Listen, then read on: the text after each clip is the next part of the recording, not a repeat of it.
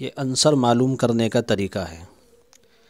جب ہم کسی مریض کی تشخیص کرتے ہیں اور اس میں کسی پر جادو یا جنات یا پھر نظر بد یا بیماری آتی ہے اور اس کے لیے ہمیں تعویذ بنانے کی ضرورت پڑتی ہے، تو اس تعویذ بنانے میں سب سے پہلی چیز یہ ہے کہ مریض کے نام کا عنصر معلوم کیا جائے، کیونکہ اگر ہم نے عنصر کے مطابق اس کے تعویذ بنایا تو اس کے مزاج پر بالکل وہ تعویذ صحیح اثر کرے گا۔ اگر اس کے مزاج کے اعتبار سے یعنی عنصر کے اعتبار سے ہم نے تعویذ نہیں بنایا تو پھر وہ تعویذ اتنا اثر نہیں کرے گا۔ عناصر جو ہوتے ہیں کل 4 ہوتے ہیں: آتشی، بادی، آبی، خاکی۔ اس کے معلوم کرنے کا طریقہ یہ ہے کہ سب مریض کے نام کے اعداد لے لیے جائیں، جیسے شکیل ہے تو اس کے 360 ہوئے، پھر اس کو 4 سے تقسیم کیا جائے۔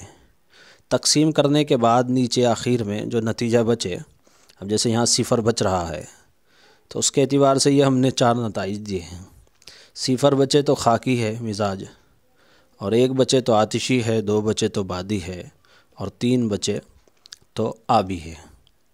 اس حساب سے کیونکہ یہاں 0 بچا ہے، 0 بچا ہے، تو شکیل کا عنصر جو ہوا ہے یعنی مزاج خاکی ہوا۔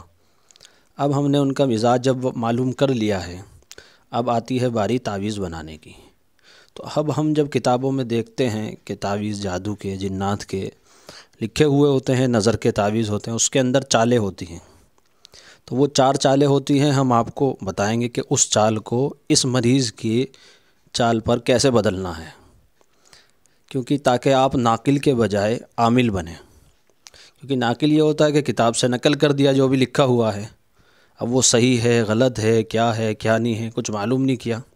تو اسی لیے معلوم کر کہ ہم اس میں کیا لکھ رہے ہیں، کس کے مزاج کے اعتبار سے لکھ رہے ہیں، جب آدمی تعویذ دے گا تو اس کے خود کے لیے بھی حفاظت رہے گی کہ کوئی شرکیہ اور ویسا کلمہ آگے نہیں جائے گا، اور دوسرے پر بھی وہ تعویذ اچھا اثر انداز رہے گا۔